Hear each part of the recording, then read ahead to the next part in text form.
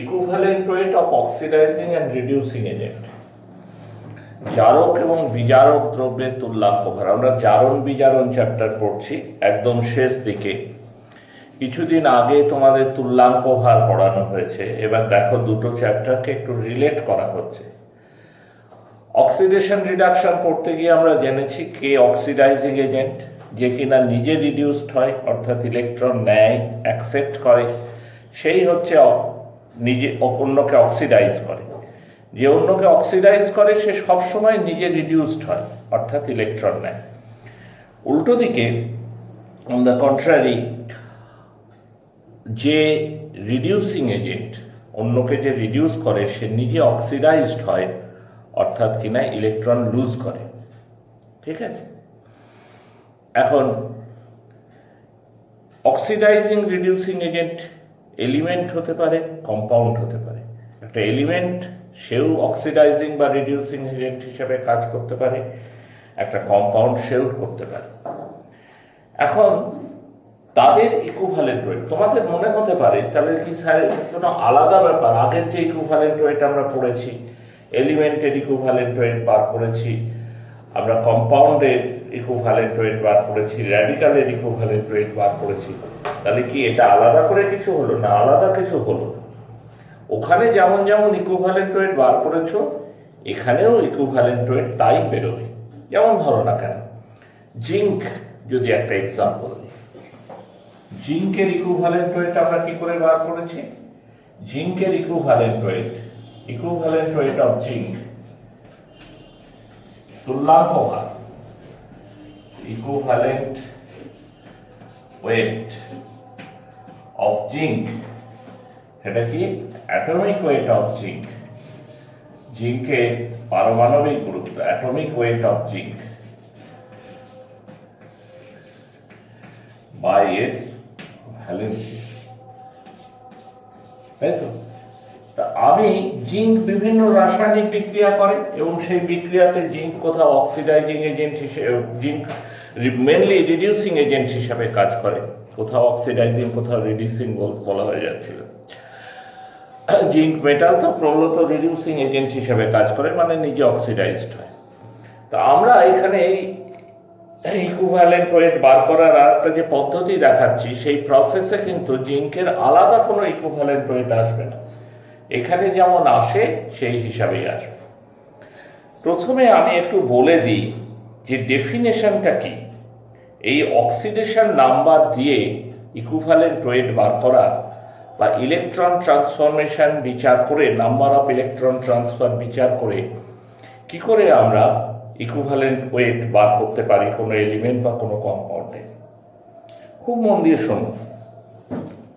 কোনো জারণ বিজারণ বিক্রিয়ায় যে পদার্থ জারিত হয় তা ইলেকট্রন বর্জন করে। In an oxidation reduction reaction, the substance which is oxidized always lose electron.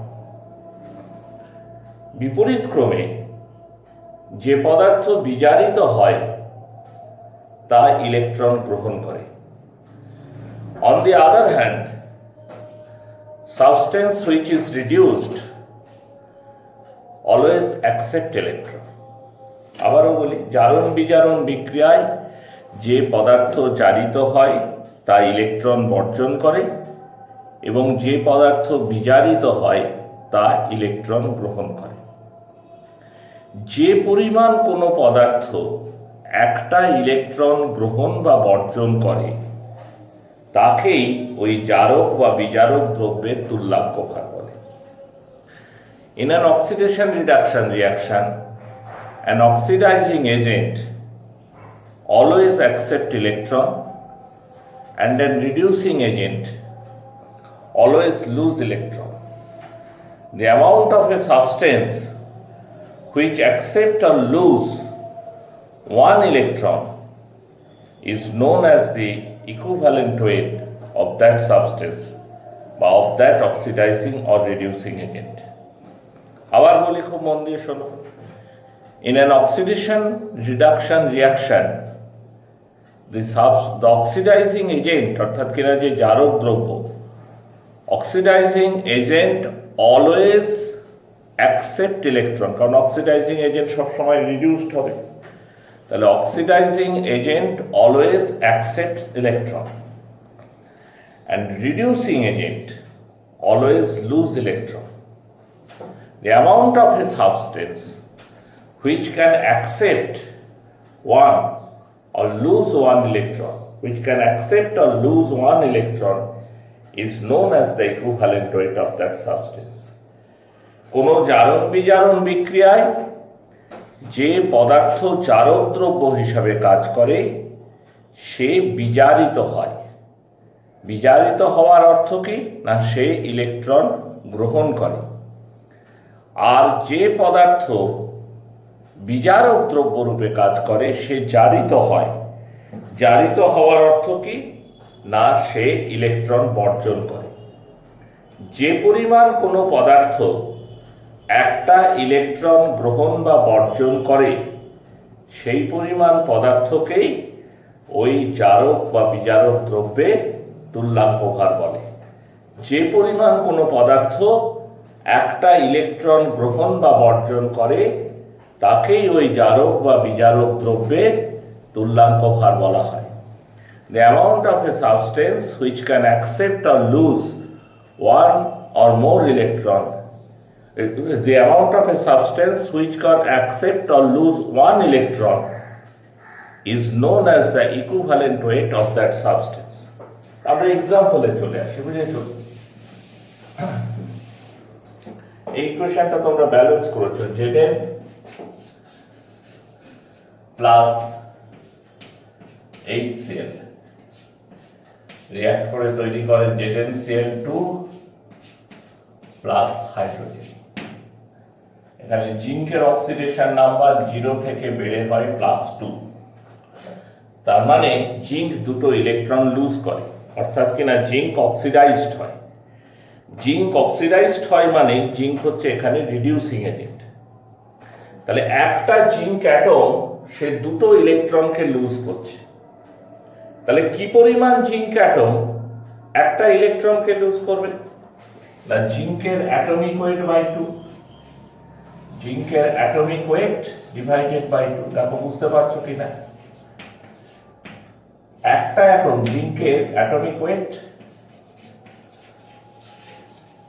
By 2, জিঙ্কের একটা অ্যাটম এই রিঅ্যাকশনে দুটো ইলেকট্রন ছেড়ে দিচ্ছে। তাহলে কতখানা জিঙ্ক একটা ইলেকট্রন ছাড়ছে না, জিঙ্কের যেটা অ্যাটমিক ওয়েট তাকে 2 দিয়ে ভাগ করলে আমরা পাবো 65.3 বাই 2 সমান হচ্ছে 32.65। এইবার দেখো তুমি এলিমেন্ট হিসাবে জিঙ্কের কি করে ইকুইভ্যালেন্ট ওয়েট বার করবে, সেই অ্যাটমিক ওয়েটকে ভ্যালেন্সি দিয়ে ভাগ করে। জিঙ্কের অ্যাটমিক ওয়েট 65.3, ভ্যালেন্সি হচ্ছে 2, তাহলে একই রেজাল্ট আসবে, খালি প্রকাশ ভঙ্গিটা আলাদা আলাদা। তো বুঝলাম এখানে জিঙ্ক নিজে অক্সিডাইজড হচ্ছে, অন্যকে রিডিউস করছে। তাহলে জিঙ্ক হচ্ছে অ্যাকচুয়ালি রিডিউসিং এজেন্ট। তাহলে অক্সিডাইজিং এজেন্টটা কি? হাইড্রোজেন খেয়াল করো, +1 থেকে হলো 0, অর্থাৎ HCl মলিকুল যখন হাইড্রোজেন হচ্ছে তখন এটা ইলেকট্রন ত্যাগ করছে, ইলেকট্রনকে ছেড়ে দিচ্ছে, ইট লুজেস ইলেকট্রন। HCl যখন হাইড্রোজেন হচ্ছে তখন এটা কি করছে, ইলেকট্রন ছেড়ে দিচ্ছে, বর্জন করছে। এক মলিকুল HCl থেকে হাইড্রোজেন তৈরি হওয়ার সময় একটাই ইলেকট্রন বর্জিত হচ্ছে। One molecule HCl loses only one electron to form hydrogen. তাহলে what is the equivalent weight of HCl?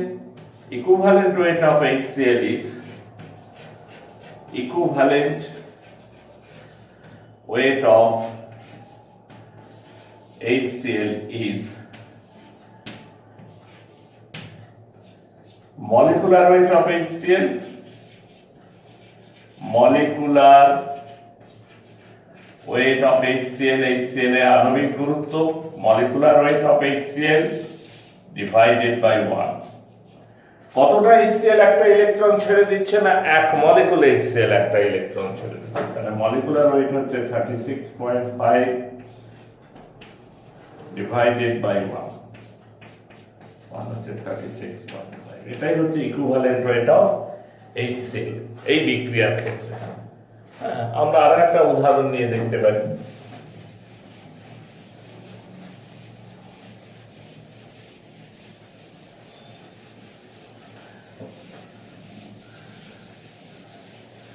এরকম একটা ইকুয়েশন তোমাদের করতে দিয়েছিলাম, তোমরা করে উত্তর পাঠিয়েছো, দেখতে হবে ঠিক করেছো কিনা।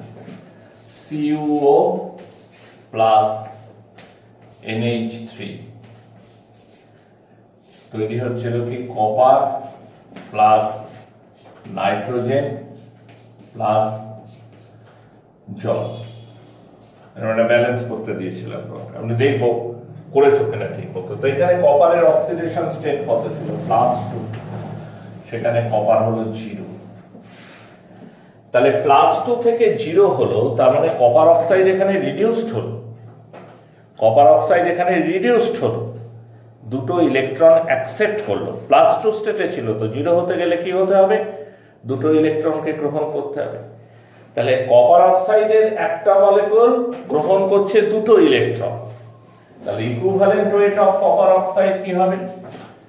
Equivalent rate of copper oxide, equivalent weight of copper oxide সমান হচ্ছে molecular weight of copper oxide, molecular weight of copper oxide divided by 2। Copper অক্সাইডের মলিকুলার ওয়েট কত? কপার হচ্ছে 63.5 প্লাস অক্সিজেন হচ্ছে 16/2, তার মানে 79.5/2, তার মানে 39.75। এইবার দেখো কপার অক্সাইড তো একটা কম্পাউন্ড হিসাবে ইকুইভ্যালেন্ট রেট তোমরা বার করতে শিখেছো, তোমাদের শেখানো হয়েছে কিভাবে বার করে। না, একটা কম্পাউন্ড যে যে এলিমেন্ট দিয়ে তৈরি তার ইকুইভ্যালেন্ট রেট যোগ করে দিলেই কম্পাউন্ডটার ইকুইভ্যালেন্ট রেট পাওয়া যায়।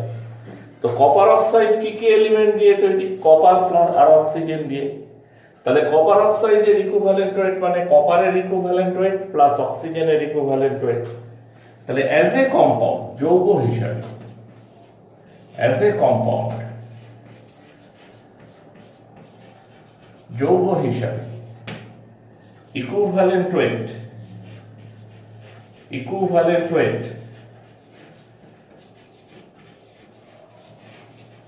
of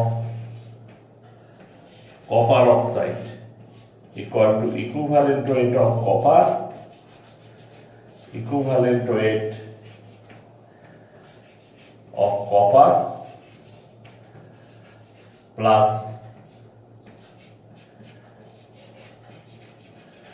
equivalent weight of oxygen। ঠিক আছে কি? Equivalent rate of oxygen. তো ইকুইভ্যালেন্ট রেট অফ কপার এখানে কত? কপারের অ্যাটমিক ওয়েট হচ্ছে 63.5/2। অক্সিজেনের কত? অক্সিজেনের ইকুইভ্যালেন্ট রেট হচ্ছে 8। তাহলে 63.5 তাকে যদি তুমি 2 দিয়ে ভাগ করো তাহলে তুমি কত পাবে? 31.75 প্লাস 8, তার মানে 39.75। একই রেজাল্ট পাবে। তোমাকে যে ডেফিনেশন শেখানো হয়েছিল সেই ডেফিনেশন অনুযায়ী তুমি যা রেজাল্ট পাবে, এখানে কিছুতেই তার থেকে আলাদা কোনো রেজাল্ট এখান থেকে আসবে না। ঠিক আছে, কিন্তু একটা ভিন্ন প্রকাশভঙ্গি, ভিন্নভাবে প্রকাশ করে। একটা কোশ্চেন দেয় খুব, বলে জানো তো? কোশ্চেনটা হচ্ছে যে দেখাও যে KMnO4 এর তুল্যাঙ্ক হার, দেখাও যে show that the equivalent weight of KMnO4, দেখাও যে KMnO4 এর তুল্যাঙ্ক ভার মাধ্যমের প্রকৃতির উপর নির্ভর করে। Depends upon the nature of the medium, depends upon the nature of the medium, মাধ্যমের প্রকৃতির উপর নির্ভর করে। দেখো, যদি অ্যাসিড মিডিয়ামে বিক্রিয়া ঘটাও, যেরকম বিক্রিয়া আমরা এখানে লিখেছি ব্যালেন্স করার সময়, in acid medium KMnO4 is converted into MnSO4 বা MnCl2, যেমন অ্যাসিড তুমি নেবে Mn2 প্লাস বলে লিখে রাখলাম, কারণ H2SO4 নিলে MnSO4, HCl নিলে MnCl2 সব হবে। তো Mn এর অক্সিডাইজিং এজেন্ট অক্সিডেশন নাম্বার ছিল +7, সেখান থেকে হলো +2, তাহলে ম্যাঙ্গানিজ কি করলো, 5টা ইলেকট্রন নিল। তাহলে equivalent weight of KMnO4, equivalent weight of KMnO4 equal to molecular weight of KMnO4 molecular weight of KMnO4 by change in oxidation number। এটা অ্যাকচুয়ালি ফর্মুলা, বুঝতে পেরেছো?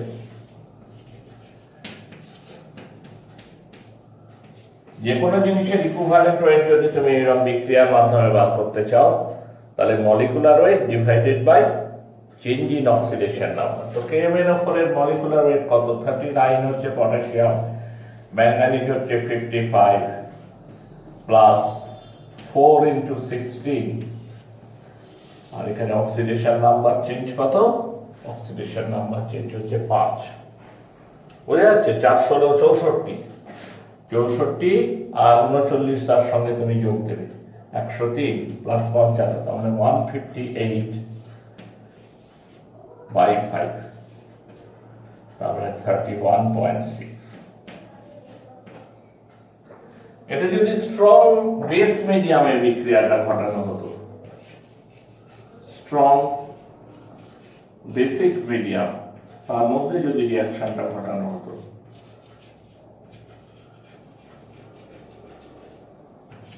তাহলে সেখানে KMnO4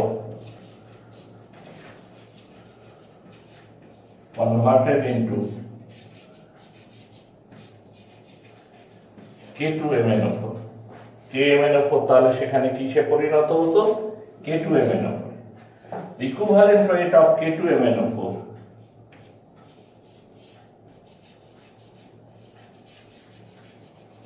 equivalent weight of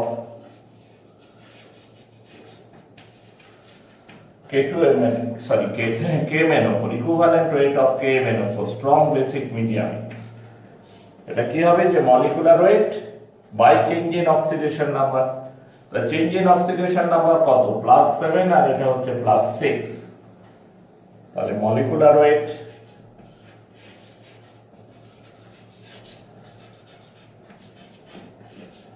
by change in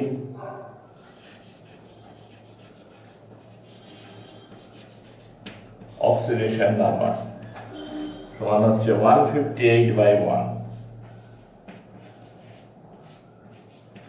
সমান হচ্ছে 158। এই হচ্ছে strong base মিডিয়ামে KMnO4 এর ইকুইভ্যালেন্ট ওয়েট। যদি নিউট্রাল মিডিয়ামে বের করতে চাও, প্রশম মাধ্যম,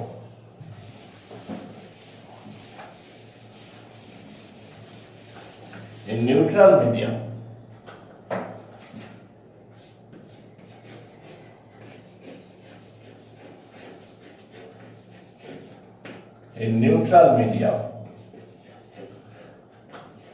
প্রশম মাধ্যমে KMnO4 এটা কিসে কনভার্টেড হয়? কনভার্টেড ইনটু MnO2 +7 থেকে +4। KMnO4 is converted into MnO2 +7 থেকে +4। তাহলে ইকুইভ্যালেন্ট ওয়েট, এই ক্ষেত্রে equivalent weight of KMnO4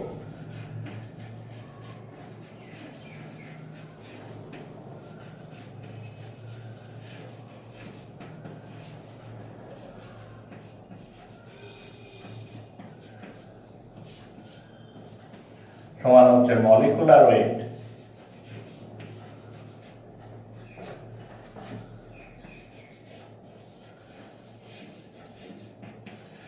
of KMnO4 by 3, তাহলে 158 by 3। তাহলে দেখো মিডিয়াম চেঞ্জ করতে করতে কিভাবে অক্সিডাইজিং এজেন্ট বা রিডিউসিং এজেন্টের ইকুইভ্যালেন্ট চেঞ্জ হয়ে যায়। হ্যাঁ, ঠিক আছে।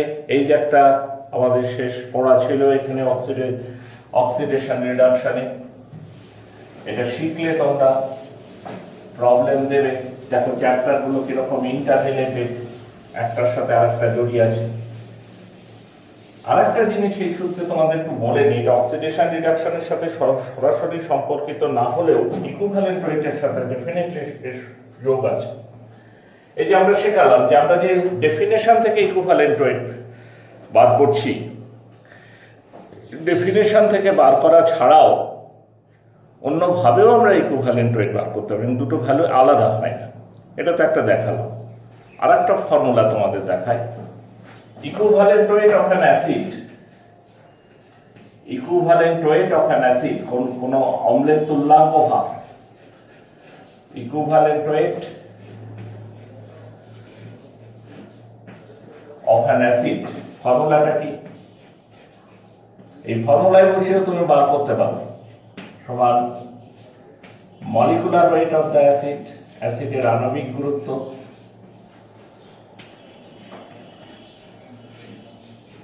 Molecular weight of the acid, অ্যাসিডের আণবিক গুরুত্ব বাই ইটস বেসিসিটি। বেসিসিটি মানে কি? ক্ষারগ্রাহিতা, অ্যাসিডের ক্ষারগ্রাহিতা। ক্ষারগ্রাহিতা কাকে বলে?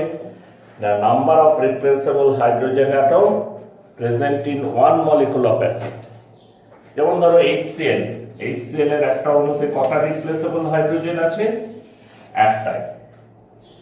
H2SO4 একটা মলিকুলের মধ্যে কটা রিপ্লেসেবল হাইড্রোজেন আছে? দুটো।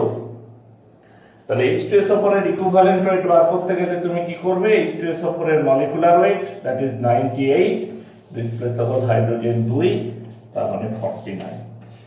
অ্যাজ এ কম্পাউন্ড তুমি H2SO4 এর ইকুইভ্যালেন্ট ওয়েট বার করো, ওই 49ই পাবে। মানে হাইড্রোজেনের ইকুইভ্যালেন্ট ওয়েট প্লাস সালফেট র্যাডিক্যালের ইকুইভ্যালেন্ট ওয়েট করে।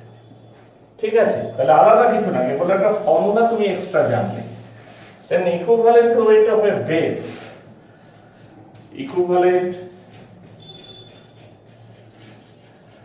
equivalent weight of a base, একটা ক্ষারের তুল্যাঙ্ক হয়, এটা সমান হচ্ছে molecular weight of the base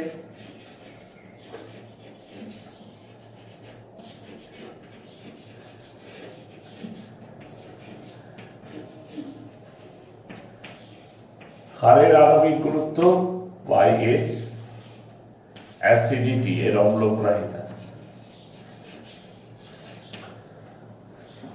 ঠিক আছে? Molecular weight by its acidity, অম্লগ্রাহিতা। অম্লগ্রাহিতা কাকে বলে? না ক্ষারের একটা অণুতে যত কটা OH পাওয়া যায়, যেমন NaOH, একটা মলিকুলে একটাই OH আছে, তাহলে বলবো acidity 1।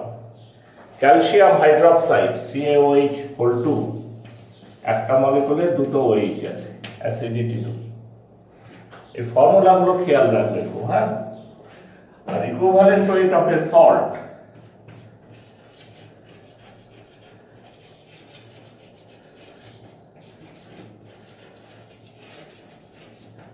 equivalent weight of a salt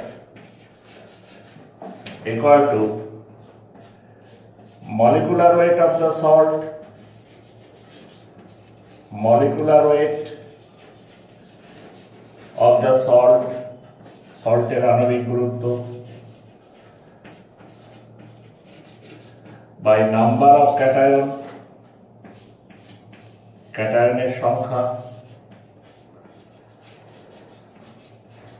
into valency of cation, ক্যাটায়নের যোজ্যতা।